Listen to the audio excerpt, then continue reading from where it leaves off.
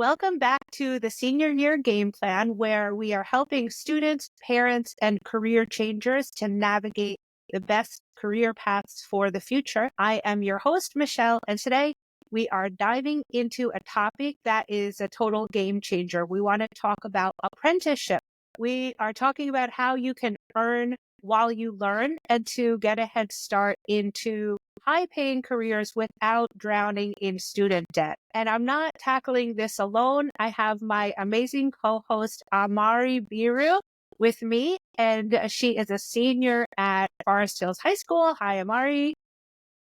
How you Hi, doing? Thank you for I'm being good. here. Good. Thank you. So usually we're here with Alice too, but we appreciate, Amory, you taking the time. Even though I know you and Alice too are kind of set on going to four-year colleges, but we want to put it out there for people that are not sure about a bachelor's degree. We're kind of walking through, and Amory is here to help you walk through making sense of the choices that are there, because college isn't the only way forward. And to help you out there, if you're listening and you're interested in an apprenticeship that you think maybe it could be a fit for you in addition to college or in substitution of college, we're going to walk you through with Amari how you can try to make that decision to see if it is something that could be a good fit for you. And then after that, we want to just go through 3 steps to foolproof your resume, because now you might want to reach out for a part-time job, or even if you're an internship, apprenticeship, and college applications, you just want to make sure you have something on paper. So we're going to go through 3 easy steps for resume. So let's go and ask Amory first. What do you think of when you hear that word, apprenticeship? What does it mean to you? When I hear that word, I think of maybe someone who's about to go into taking a big step, getting ready, like maybe doing some work to get into it. Okay, so it's something maybe that you start before college or instead of college. Maybe it reminds you of people that are in careers, vocational careers, maybe carpenter or electrician. Maybe you think of, they come to mind when you think of apprenticeship. Did you know that you could take an apprenticeship in tech and healthcare and finance? No, I You didn't did. know that. Okay, so we're going to talk about that. We're going to break down basics of apprenticeship, what they do. They combine education and income. And I have 2 programs here just as examples. I'm not going to dive too deep into them, but we're going to use them as an example of how Amory could figure out, or how you could figure out if it could be right for you, these 2 or any others for that matter. So the first apprenticeship that I want to mention, it's called Career Readiness and Modern Youth Apprenticeship, or CRMYA. It's a program that you can find it on the internet. It's designed for young people who want to get hands-on experience in fields like IT, healthcare, and finance while they are still in school. And so they work with real employers like Google or IBM or hospitals. They get paid, they receive on-the-job training that could lead to a full-time career. And then the second apprenticeship I'll mention is one, it's in a trade. But it's still incredibly lucrative. The apprenticeship is a JATC, electrician apprenticeship. So if you like to work hands-on, problem solving, and job security, this might be something that you're interested in. And then, of course, electricians are earning more than $100,000 once they are fully certified. So let's just deep dive for asking Amory a bunch of questions to make it more personal for her and for you guys to know how maybe an apprenticeship might be right for you or not. So we're talking hands-on, real-world learning. You might prefer, Amory, you might prefer a structured classroom environment. So, or people listening might, let's do a self-check, and then they're going to talk through it. We're going to talk through it, Amory, to think about how you listening on the other side might answer these questions. So, Amory, do you prefer learning by doing something we're try to think about the way that you learn. Do you figure it out through hands-on, or do you prefer sitting in a classroom and taking notes and then studying theories? There's no right or wrong answer. I think I would probably be more of like a visual and like a not only visual but like a visual and hands-on. So not only sitting here, I mean I like writing notes. Don't get me wrong, I like writing notes and everything. But when it comes to, like really remembering, I remember like stuff that I do. So if I would like maybe actually let's say in a science classroom would actually work out like the labs instead of watching a video of it or something, that Right. would be good for me. Yeah. Okay. So like you would get bored if you didn't have some way to try it yourself. So that Yeah. makes sense. So it can get boring when you're just watching something. Then you want to try to do something. Um, Mhm. so that kind of a mix. It would also, when you're working on projects for apprenticeship, you are building projects, you are solving real world problems, and you're really learning by doing. So if you are someone out there that is listening to this and likes to have something that you can touch, apprenticeship is all about that. And so instead of reading about whatever cybersecurity, finance, you would be working in a company and you would be solving their real world problems with them. And then you would get paid to learn also. So then when we're talking about being an electrician, what about, do you remember if this is something that was you like to do? Like, think of any electrical work in your house, maybe the remote control of something or other.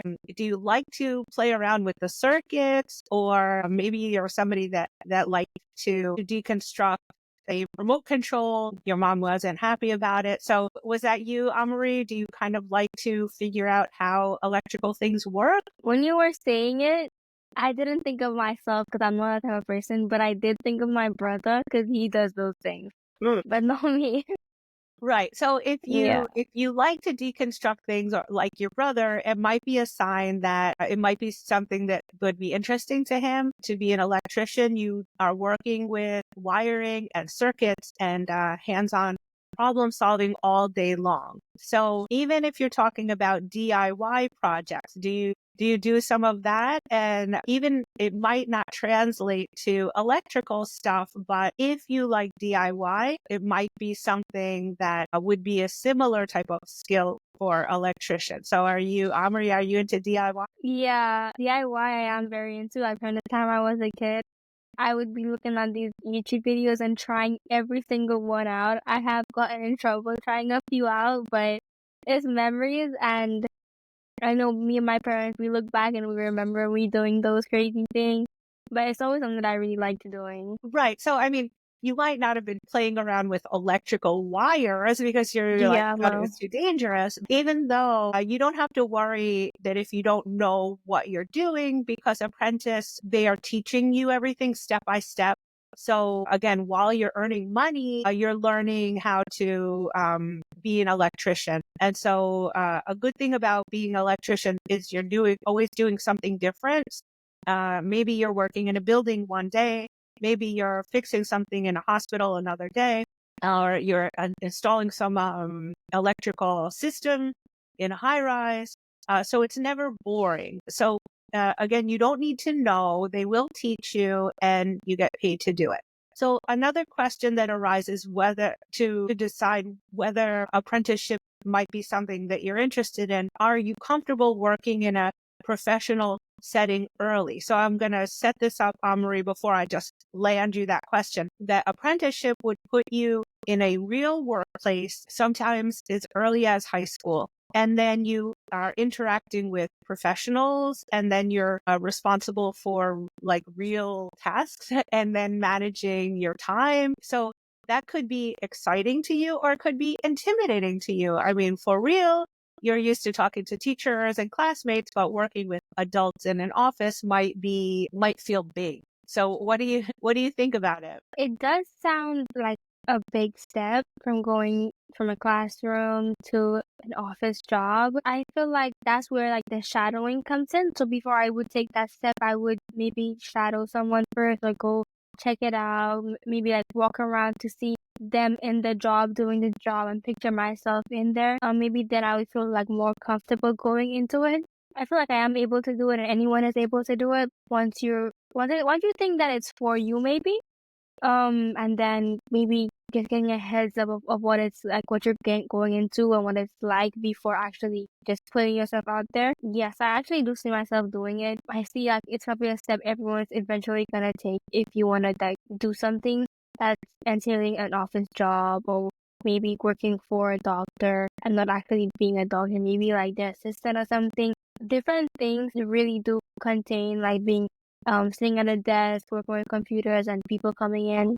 I think it's all about just seeing if it's right for you, and then you'd end up getting comfortable with it. So I think I could be doing something like that. Right, exactly. So you can remind yourself of some time that you were in charge of something, even if it was in your school related tasks, like leading a group or a project, or if you managed some kind of an event. And so it does lead you to feel more comfortable in roles of responsibility. So in this way, you can take what you have already done and say that you're contributing in a real way to a real project at a real company.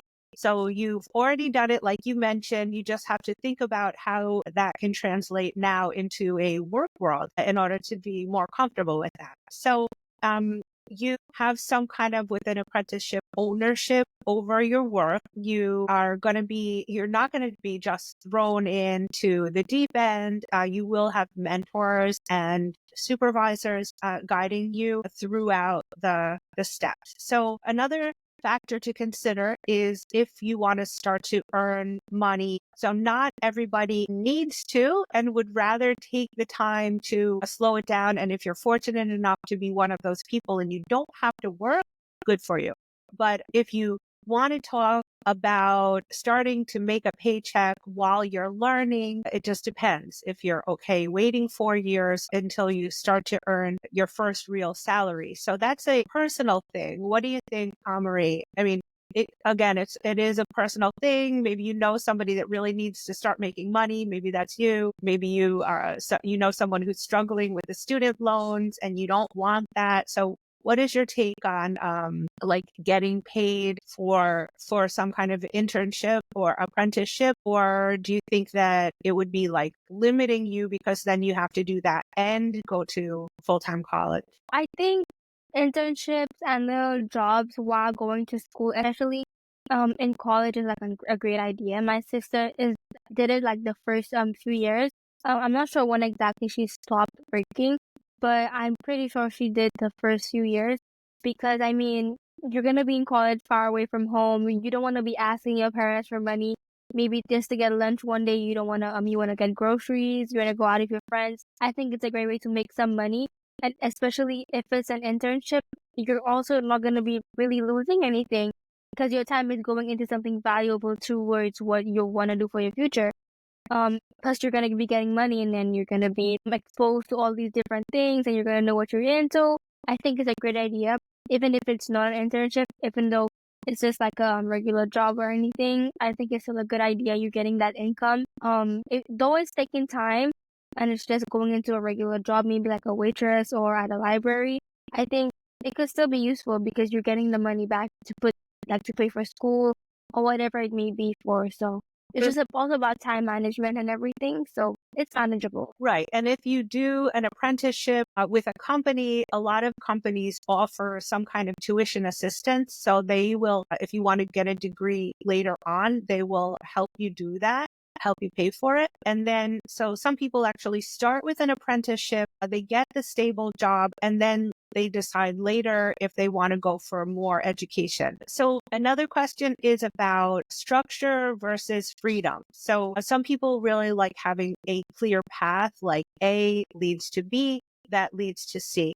And then others like more flexibility in how they learn and how they grow. And so it all depends. It's a personal thing, but what do you like, Marie? Do you like more structure, or does that make you feel stuck? Maybe if you had a structure of starting to work as an apprentice for, let's say, as an electrician, and you don't like it, you certainly can switch. So there's structure, but there's also the ability to move if you don't like something. What do you think about structure or flexibility? So when you were explaining it, what came to mind was being on a schedule. And from sixth grade, I could remember like coming home and I got this like new schedule, like planner thing, and I was very excited about it. And I would like write down the times from like 4 a.m. where I used to wake up to maybe like 10 p.m. where I used to go to sleep. And I say 4 a.m. because back home in sixth grade, we used to have to take this like big exam. It's almost like the SAT. And we basically determined what high school we would go to. And the high schools back home, they're ranked from like the best high school, and then there's like lower, like basically like, you know what I mean, like more help needed and stuff like that. And so I would like wake up really early, study, get home, have dinner, shower, and go back to study. So that planner and the schedule really helps me. And I don't want to say fall in love with it, but it just stuck with me. I just kept doing it and kept doing it for up until now. So it's been over 5 years. And I wouldn't say being on a schedule is a bad thing, though it is limiting being like that structure, and then you really don't really get to do anything else. So I would say for myself, I am more of like a structural person, but there is some flexibility. So I would like take some time off, maybe just give myself a little leeway. So if I have to maybe eat at a certain time or stay at a certain time, I would do something like an extracurricular activity. I would go out, maybe read a book that I wanted to be reading, watch a movie or something. So I would say I'm not really just set on one. I would shift back and forth. Maybe if it's like summertime, I would still have a schedule because that's what keeps me intact. I don't want to be all over the place, and it would make me feel weird. But I would say I just dip my feet into both of them. So just like a regular person, I think maybe. But so if you want some flexibility more than college, apprenticeship might be a good idea. You get to test out different roles. So if you went for example, an IT apprenticeship and you started working in cybersecurity, you realize you don't like it, you can switch to a different path within IT. The same thing with healthcare. So you are able to test out different paths while you're still making money rather than paying tuition for a degree that you're not sure about. So these are things to consider. So another question is about job security. Do you want to have a career that's always in demand? I think that's a rhetorical question. Everyone wants to have a career that is always going to be in demand. But maybe it makes you nervous that there are degrees out there that of people that have those degrees and then they're struggling to get jobs. What do you think about that? Maybe you think it's a waste of time and money if you don't have a degree that's landing you a great career right away. What do you think? I think there's not really one path just for everyone. And I think it's really based on what you want to do, who you are, what's getting to you, what's holding you. So myself, I think I don't, even though I would want to be in a job that's always in demand or have a degree that's always going to be needed, I think if I don't end up like liking it, if it's not for me, I'm gonna end up switching. I'm gonna wanna do something that I love doing. I know this is what every parent tells their kid. I want this for you, but you could go and do what you want, but I'm just letting you know this, and they're just like trying to get on the right path, telling us what's the best job to take, what's the best paying job, what's always going to be needed, like being a doctor, being a nurse, this and that. Like those things are always going to be needed for like in the social and the public. Just keep going. But I don't think anyone should be forced into something. So I think once you're into something that's maybe in demand, good for you. But if you're not, that's okay as well. So any apprenticeship that's like maybe it's just not up there with everything, like the bigger things, that's okay. Maybe you can get into something bigger, do your own thing, maybe have like a part-time side job that's also bringing some income. I don't think anyone should be just like controlled into doing something that's not really for them. Right, sure. Yeah. And so the good thing about about apprenticeship is typically they are in a skilled trade, and skilled trades are really flourishing right now. They're really in high demand. There's a shortage of electricians, so the demand is higher than ever. But as far as being locked in, so apprenticeship also is quicker than the 4-year college. So if you did it and you realize you don't like it, you could always pivot much quicker than if you were to get a degree in something and then you decide after your 4 years that you want a degree in something else. Then you have to go to spend another few years and several tens of thousands of dollars. So apprenticeship might be a better, quicker way to figure out to get into a high demand job. So all about the apprenticeship. It might not be right for you, but at least to learn a little bit about what the possibilities are. They are in high demand areas. And then you would be, if you're in an apprenticeship, you're, instead of going into debt for student debt, you'll be earning money while you're learning something new. And then if you're in one of these high demand careers like electrician, it's $100,000 of earnings per year, even before your friends might graduate from college. So that's a little bit crazy that people can actually start to earn that while others are still in school. But then if you wanted to start your own business, you don't like to work with your hands, you decide that a trade is not necessarily what you want, you could always make more money than that. A lot of electricians, they start out working for a company, then after a few years, they open their own business, and then they get to set their own rates like that. So we're asking Amari and everyone out there listening that if you are willing to train for a few years while getting paid, I did it and it was called the U.S. Army, but I also put myself in harm's way that way. This way, in apprenticeship, you don't have to go into combat in order to get paid for training. So one last question for Amari before we get quickly into resumes. So this would be like if you did an apprenticeship, we're talking 4 to 5 years that the apprenticeship lasts, that you're learning, but you're earning money at the same time. And then you, of course, you get certified faster that way. Do you think that it's something that sounds reasonable, if not for you, but for other people? Do you think that that kind of situation for an apprenticeship makes sense? You're like, college takes 4 years, but you'd be in debt. And this way you're learning, but you at least are having an income. So you can see where it makes sense, right? Yeah. Yeah, I feel like it makes sense because, like you said, in college, even though you're learning, you're in debt. But with the apprenticeship, you're learning, but you're getting something from it more than just the education, more than just learning something. So, like you said, it's another path to take, like going to the army, but in the other words, you're not putting yourself in harm. I think it's a good choice. I would do it if I found something that I would want to go into. I think a lot of people, like you said, the electricians are really low.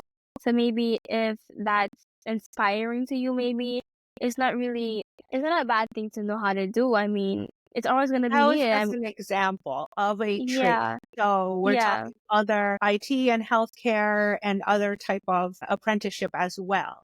But that way, whatever it is, you're learning it step by step. You're not just being thrown into a job with no idea what you're doing. Somebody's giving you a job and explaining how to do it step by step. So it's kind of it's a classroom mixture with real hands-on work. So then by the time you finish, you're fully prepared and of course you're debt free. So just to wrap up about apprenticeship, based on all of this, if you're someone who likes hands-on learning and the idea of getting work experience early on, even if you're nervous about a professional setting, you will get used to it because just think about all of the times that you were in control of something and you'll be able to get there. So Amari, this might give you more options than you thought. And I hope that at least it opens your eyes that that's a possibility if it comes down to it, or if you decide that college isn't for you, you'll have this other path that you can go through.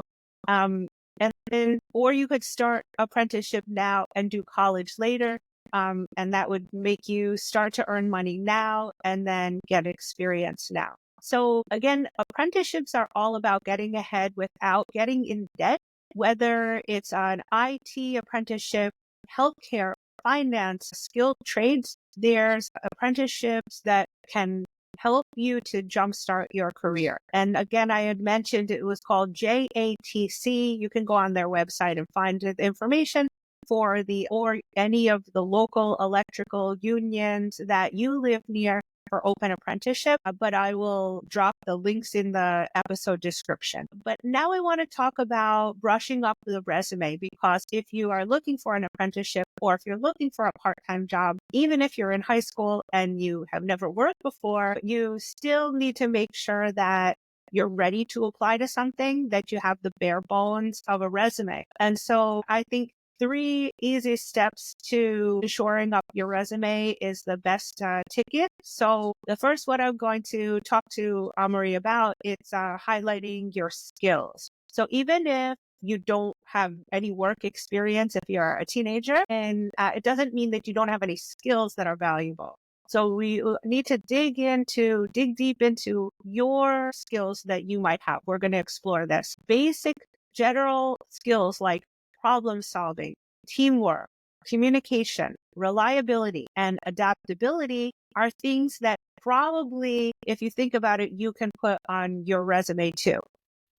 So if you were hiring someone, Amari, if you were going to hire someone, what is a skill that you think should be on every resume? And I'm going to say those that I just said again: problem solving, teamwork, communication, reliability, and adaptability. Is there one that stands out to you that is like more important than the other ones? Maybe teamwork, because even though, let's say you know or you don't know how to problem solve with a team and with different mindset on one thing, I think you're able to get anything accomplished. One I did want to mention that you did not say was punctuality. Being on time is very important to me. It really shows a lot of who you are, your personality, and it shows that you're actually interested in doing what you're doing and being respectful towards it. And maybe those around you, your coworkers, and the person you're working for. Yeah, I agree. That's like I had said, reliability. And it kind of is like that Okay. it's not just smart people that employers are looking for. They are looking for people that show up and that show up on time and do. Yes. So that's honestly one of the biggest complaints from employers, is that they don't care if you know everything, but they do care if you're dependable. So if it's a skill that maybe you hadn't thought about putting on your resume, you could add this kind of a dependability or reliability or punctuality as a skill that you possess. And so you had mentioned about teamwork.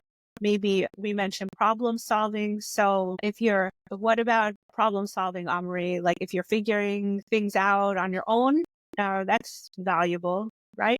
Yeah. Problem solving is important because if let's say this one employee has, let's say it's like a project and each employee has a certain part to play in the whole picture. In order to have the skill of problem solving, I think it would really show up when you're stuck maybe, or you're faced with a challenge, and rather than just going to someone else about it, you actually step up for yourself and you put the work in to get it done on your own. I feel like that would really show a lot of like what you're going towards, what it means for yourself to be able to do those things, especially in the job. How much you respect the job and how much you love the job. And those Yeah. around you again.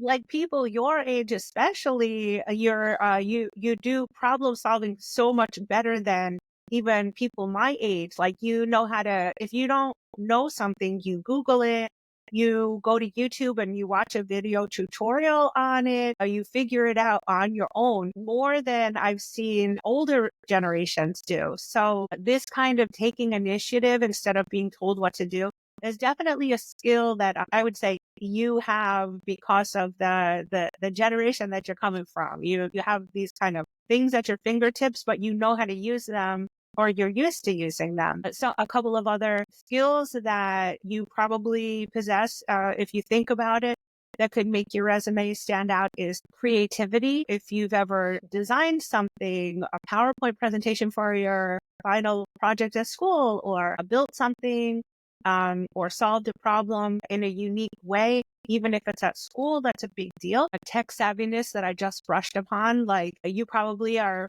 50 times savvier than I am, but you don't even think to include it on your resume, but it's quite substantial because compared to people that are much older than you, your tech savviness is going to be probably much better. So you should put that on your resume, even if you have basic knowledge of things like Canva or Excel, PowerPoint, social media, that can make you stand out. And then don't forget, if you're bilingual, put it on your resume because that is a huge asset to many jobs. So the next step to resume, besides looking at your skills, is talking about your experience. So again, if you're in high school, you don't have that much job history, but you still have experience. So we're thinking outside the box to not just work experience, but any experience that shows responsibility, that shows work ethic, that shows transferable skills. So I'm sure that you have that, Amri. Like, what could be potentially something from your life that you could put on a resume, even if it wasn't a traditional job? So it might be something related to a club. It might be,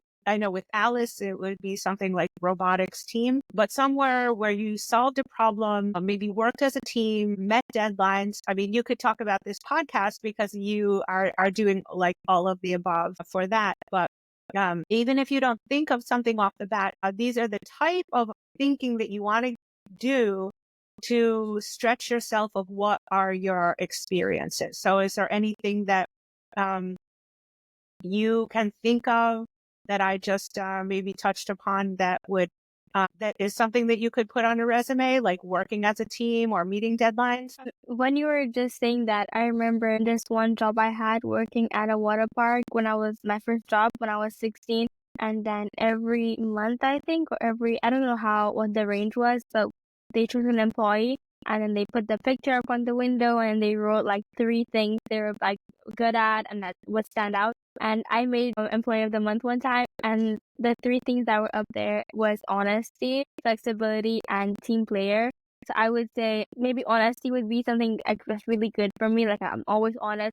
I'm not brutally honest. I will say it in a way that's not gonna hurt you. I'm gonna be respectful. I'm gonna put it out there, but I'm also gonna help you like overcome it in a way. So Yeah, it is important to see your skills and your experience like that, like those kind of bullet points. It's not just about what you did or you won first prize or you were the president of. It's about as much teamwork or that a commitment to discipline uh, or these type of, like you said, honesty that are also extremely important. So speaking of teamwork, if anyone has ever played on a sport, those are also experiences that you could put down as teamwork is a huge asset and the discipline that comes with that. So Amari, did you ever play a sport?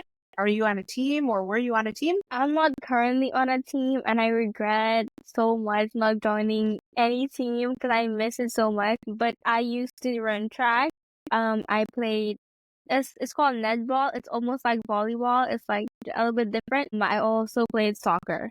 So I have been on a team, and I loved the teamwork. It's really nice to see people come together and have the same mindset, the same goal plan, and then we're all just working towards it, put in the working. Everyone is like giving their all, and even though you don't get like to the point you want to get, it's always a win because everyone did their part. Everything was good, and you could always try again. There's always that motivation, the confidence is always there, and you just want to do better each time. So it's really good. Right, exactly. So there's skills there and experiences like when you are playing sports, like time management and discipline of what, not just working your body, but also what you're eating and your sleep schedule. And then also resilience because you're training yourself to deal with pain. And so these are all things that employers value. And then of course, don't forget about experiences that you've had, like volunteering.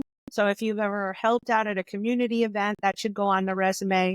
If you tutored somebody younger than you, or if you ever organized anything, These are things that can go on a resume. If you ever did a side project or a freelance, like editing videos or graphic design, building a website, even babysitting, these are all things that show responsibility and can be put on a resume. Hobbies, if it demonstrates that you have a skill, like if you love fixing things or coding or making content online, that could go on a resume as well. Then the final third step for brushing up your resume is to keep it simple and professional. So you want it to look clean, you want it to look professional, and you really want it to be easy to read. So employers are going to skim resumes. Obviously, nobody has any time. 10 seconds or less, they need to, they don't need any messy layout. They don't need any weird font. They don't need any typo. These can all ruin your chances, and they're pretty basic. So recall any, Marie, like some kind of funny thing that you saw on a resume, like that stands out. I'm just asking even if you didn't, my point being that silly things on a resume will stand out and not necessarily in a good way. Do you have any recollection of something funny? No, I don't. But something that I did think of was maybe putting, you know how the resumes have a picture of yourself sometimes?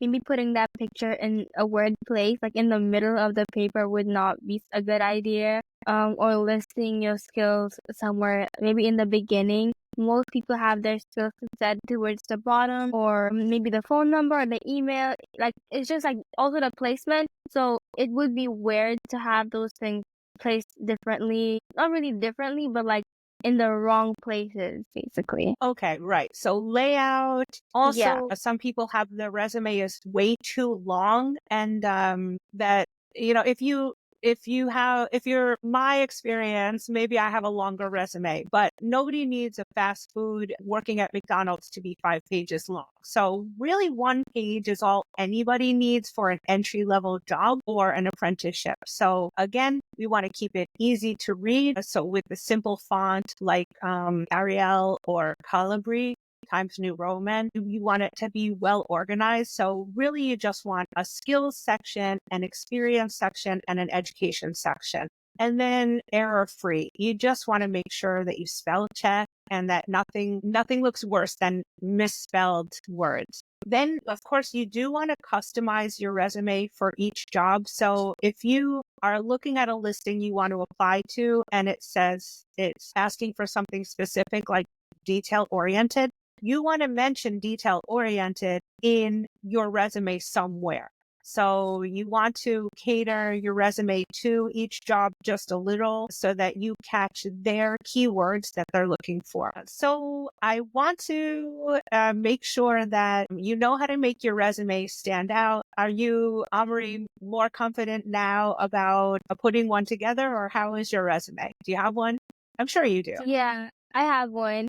Mine is really pretty. It has like a peach color background and my name. It has like my initials in cursive. I like making resumes. I do spend a lot of time on it, so that gives me a headache sometimes, but I think mine is really good. I had a teacher look over mine because I have this class I'm taking and we talk about different things like that, and then we had like a mini interview, and we had to prepare ourselves and get our resume printed, dress appropriately, like it was like a real job interview. And then she said mine was really good, and she gave me a few advices because from talking to me, she said I was able to put different points under my skill set. But she did mention what you said about having like a longer resume, so nothing more than 1 page is needed really, because no one has the time to go over everything. They're just gonna look at the main points, so that's all you should have in there. Right, exactly. And now that we've been kind of thinking outside the box about experience that you've had, maybe you didn't realize that you have an experience that outside of your hobbies or your school, that maybe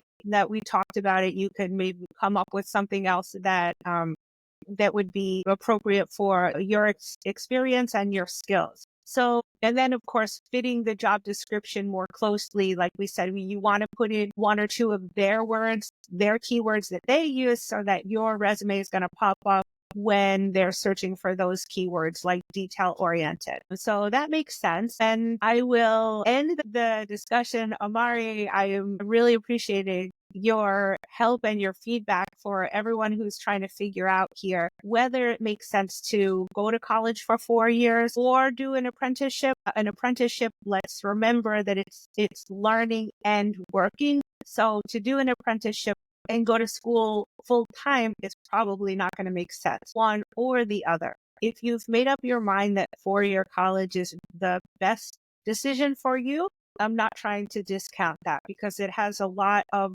networking and relationship building within a structured environment that can be very beneficial.